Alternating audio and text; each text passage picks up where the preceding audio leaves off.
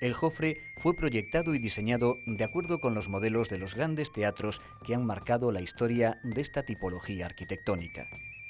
El nombre de Faustino Domínguez ha dejado una huella inconmensurable, un testimonio imborrable en el trazado de este inmueble y, por ende, en el de Ferrol.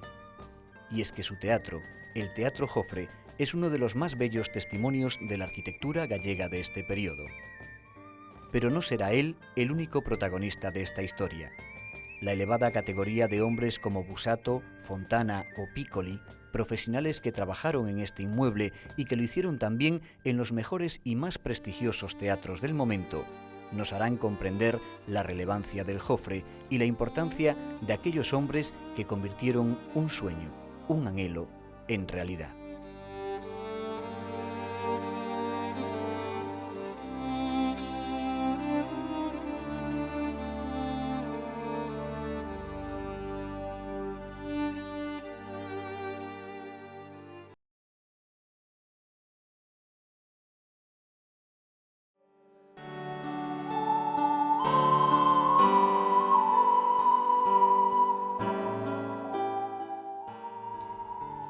En los años 60 del siglo XIX, Ferrol no era ya el pueblo deprimido de unas décadas atrás. La ciudad departamental renacía, una vez más, desde sus tristes cenizas cuando el intento de restaurar a la Marina de Guerra hacía resucitar el ánimo de los ferrolanos. Figuras tan emblemáticas como el Marqués de Molins impulsaron la ampliación de las instalaciones navales. Con la reactivación de los arsenales y de los astilleros, la población civil pudo, al tiempo, ampliar el perímetro de la ciudad con nuevas construcciones y edificios públicos. A Ferrol arriban con frecuencia profesionales civiles y militares de elevado nivel cultural que parecen contagiar a aquellas gentes la necesidad de contar con un gran teatro, con un coliseum digno y apropiado a las necesidades y categoría de la urbe. Tan solo unos años atrás, en 1858, la Real Villa había recibido de manos de la propia Isabel II el título de ciudad. Ahora, cuando corría el año de 1862, un grupo de entusiastas ferrolanos encabezados por don Vicente Reguera Quiroga se reunía el 8 de febrero para crear una sociedad, una empresa constructora y para confeccionar un reglamento sobre el que establecer los trabajos de búsqueda de un solar en el que poder erigir un inmueble con capacidad para unas 800 personas.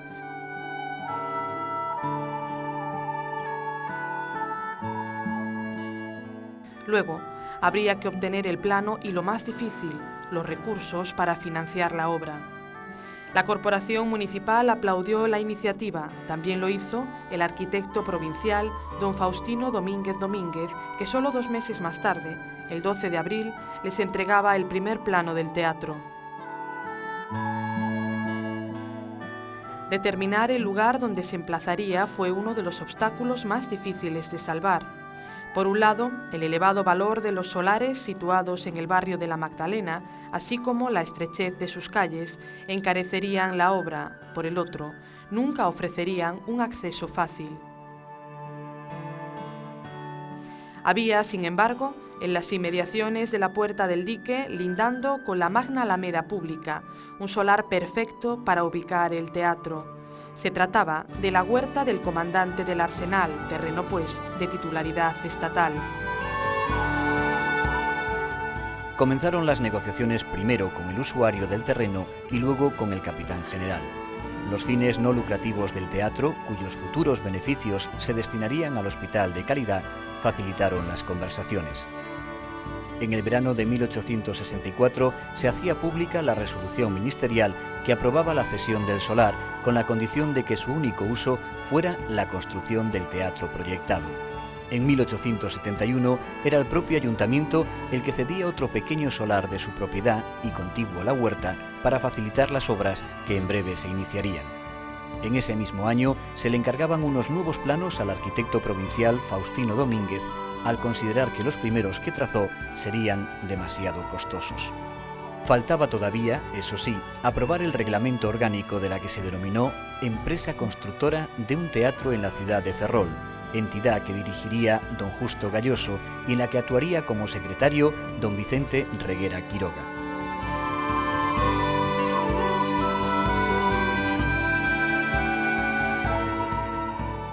Tras una década de esfuerzos, el 1 de enero de 1872 se coloca la primera piedra del nuevo teatro. Los cantones se engalanaron para la ocasión y varias bandas de música animaron la ceremonia, pero todavía no se había recorrido ni la mitad del camino. Más de un año hubo que esperar para que se adjudicasen las obras y luego éstas avanzaron lentas, como lentos y escasos eran los ingresos de los benefactores. El contratista Antonio Varela se encargó de realizar la cimentación y el zócalo, y los meses fueron transcurriendo. A 11.576 pesetas ascendió la cuantía de una de las primeras fases de construcción, la que logró elevar el inmueble hasta la altura del primer piso. Para llegar a ese punto fue vital la colaboración económica del capitán general del apostadero de La Habana, don Nicolás María Chicharro. Pero aún así la obra se detuvo, los fondos se habían agotado y las críticas comenzaron a llover en la ciudad. Cuanto más tiempo transcurría, más crecía la maleza sobre los materiales de construcción y menor era la fe de los ciudadanos en poder ver algún día aquel magno teatro terminado. Los gobiernos locales se sucedían en el poder, los unos concediendo ayudas y subvenciones, los otros retirándolas. Sea como fuere, en la década de los 80 del siglo XIX, las obras se desarrollaban de manera muy intermitente.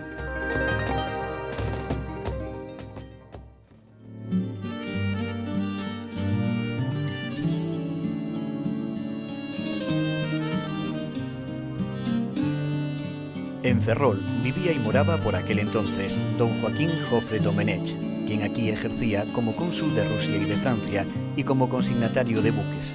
Eran los Jofre una familia burguesa llegada otrora desde tierras catalanas.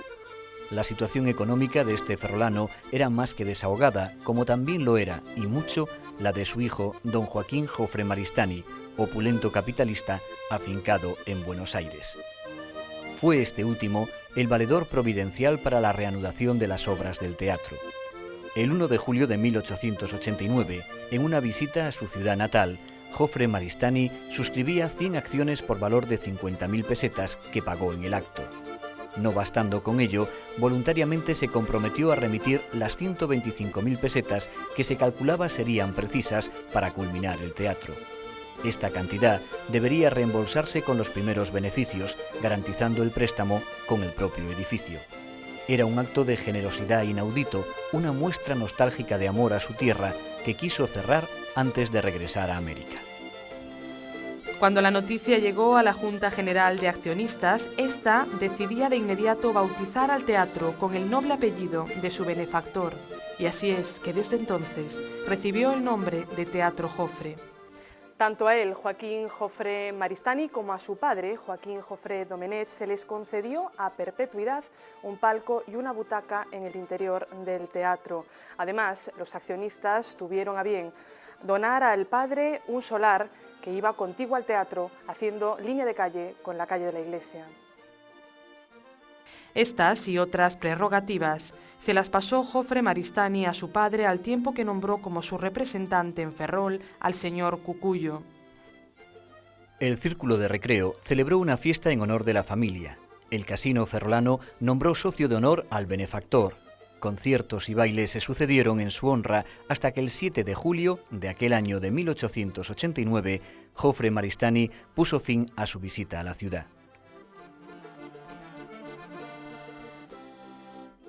Desde la calle San Francisco, él y su esposa comienzan el camino de regreso a casa, acompañados por el alcalde. Las rúas se llenan del saludo emotivo de los ferrolanos que salen a despedirlos.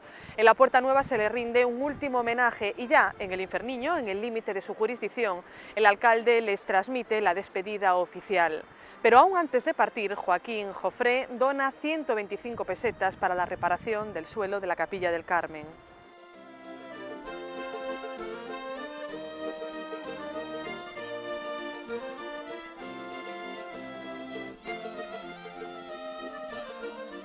Años más tarde, desde Argentina, mandaría construir a sus expensas, en la capilla de la Orden Tercera, un altar neorrenacentista dedicado a la memoria de su padre y bajo la advocación de San Joaquín.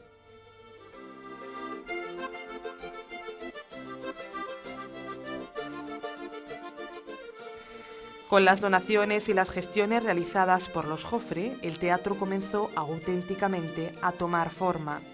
El 16 de enero de 1890, los señores Torres y compañía ganaron la subasta de la nueva fase constructiva. Se contrató un juego de telones a conocidos pintores escenógrafos, Busato y Fontana. A Edillo Piccoli se le encargaron la maquinaria teatral y la estructura mecánica que elevaba el piso de la sala. Al señor Cubeiro se le encargan los trabajos de las embocaduras, de los palcos, de las butacas y de la decoración general del teatro. El alumbrado se confía a los trabajos de los señores Joven y Solana. El fresco del techo es obra de los italianos Jorge Busato y Fontana di Cento. Sin embargo, la suerte no sonrió a la generosidad del prócer. A su regreso a Argentina, Jofre Maristani, el mecenas ferrolano, se topó con el infortunio. Los reveses económicos que sacudían al país golpearon con fuerza sus arcas, no pudiendo cumplir con el compromiso contraído con la Junta Constructora. Jofre Maristani hizo llegar a Ferrol una agónica misiva. No puedo cumplir mi promesa. Borrad mi nombre de ese teatro. Renuncio a la propiedad de un palco con la que me habéis honrado. Lo que os di, dado queda. Olvidadme. El 1 de diciembre de 1891, su padre decidió devolver el solar contiguo al teatro para que su valor pudiera servir de beneficio a la empresa. Aquel espacio se vendió con la condición de que siempre había de existir una puerta en su fachada central que sirviera de salida de emergencia al teatro en caso de incendio. Así fue como, a pesar de los reveses, las tareas lograron una vez más retomarse. La fecha ansiada del fin de la construcción se aproximaba, pero antes se nombró presidentes de honor de la Sociedad Anónima del Teatro Jofre a don Justo Galloso López y a don Joaquín Jofre Maristani. Y por fin, el 19 de mayo de 1892, el Teatro Jofre levantaba el telón. La primera obra representada fue El alcalde de Zalamea y el éxito fue rotundo. Carteles anunciadores se repartieron por toda la ciudad, no era para menos, después de 30 años de esfuerzo y de muchos más carentes de un lugar apropiado para los espectáculos de calidad. El Jofre acogía a la compañía del afamado actor y productor don Antonio Vico. 2 años después de la sonada inauguración, en 1894, la Junta Directiva del Teatro Jofre presentaba una memoria explicativa de la situación financiera. Existía un déficit de 30.000 pesetas. Las dificultades económicas no cesaron en los años siguientes. En 1910, abandonado ya el siglo XIX, la deuda sobrepasaba las 200.000 pesetas. Entonces, a propuesta de don Saturnino Suances, se acordó la venta del teatro en pública subasta. Se comenzó a buscar comprador y a mediar con el Hospital de Caridad, propietario de 171 obligaciones de la hipoteca.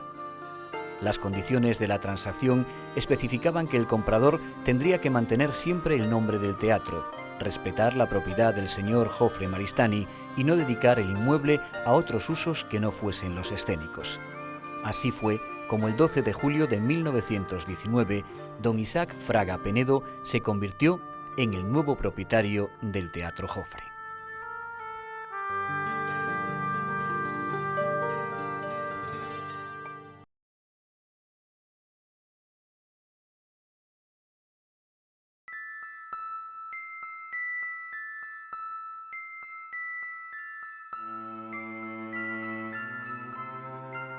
Dos nombres muy parejos, casi idénticos, están ligados a las trazas, al diseño arquitectónico del Teatro Jofre.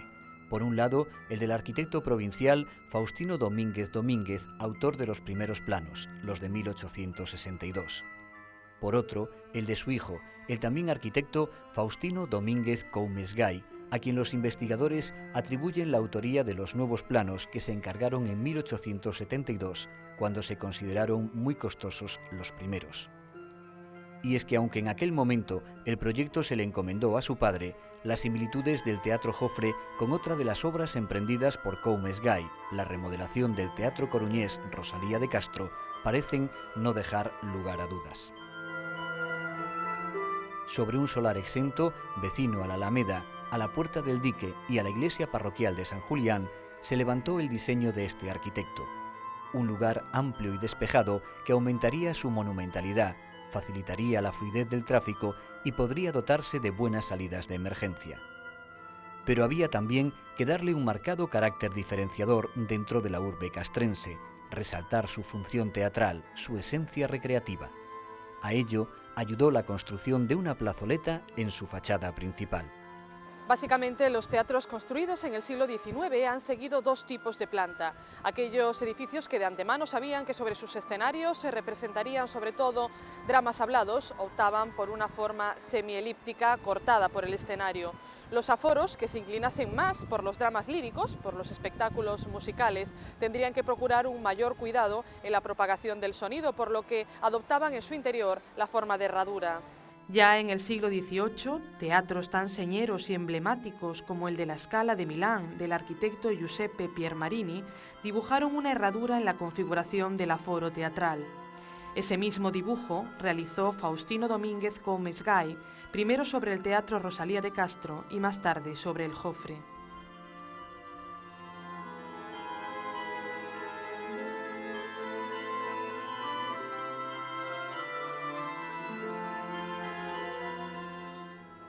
El Teatro Ferrolano está inscrito en un rectángulo de unos 44 por 24 metros.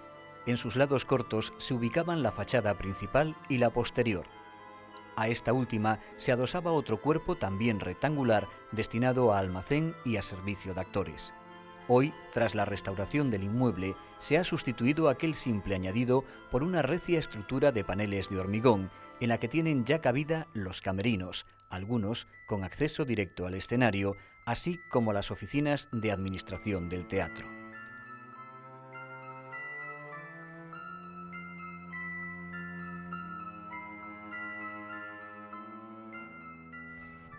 En el patio de butacas, Gómez Gay había repartido 17 palcos que se redistribuyeron espacialmente en el proyecto definitivo de 1892 para dar cabida a uno más, 18 palcos en total. Era un intento de dar mayor armonía a la planta y de dotar al inmueble de mejores medidas de seguridad, al poder abrir dos salidas de emergencia en los muros norte y sur. En el proscenio se encontraba y se encuentra el foso que separaba el patio de butacas o cavea del escenario.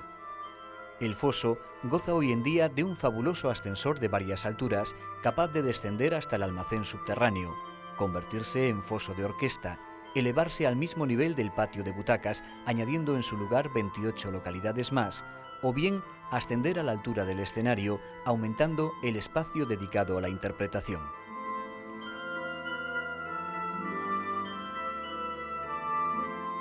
Pero volvamos a los planos.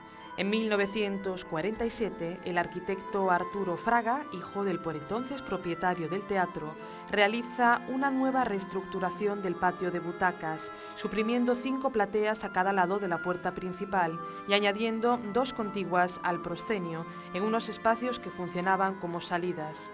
De este modo lograba aumentar el aforo del teatro. Buscando una mayor espaciosidad en el hall de entrada, eliminó las escaleras que dividían los vestíbulos y creó un espacio único. La rehabilitación llevada a cabo por Rafael Baltar ha tratado de hacer retornar al Teatro Jofre a su estado más primigenio. Así, se ha retomado la división en alturas del vestíbulo y se han tratado de rehabilitar las plateas que habían desaparecido. Pero claro está, las normativas de seguridad del siglo XXI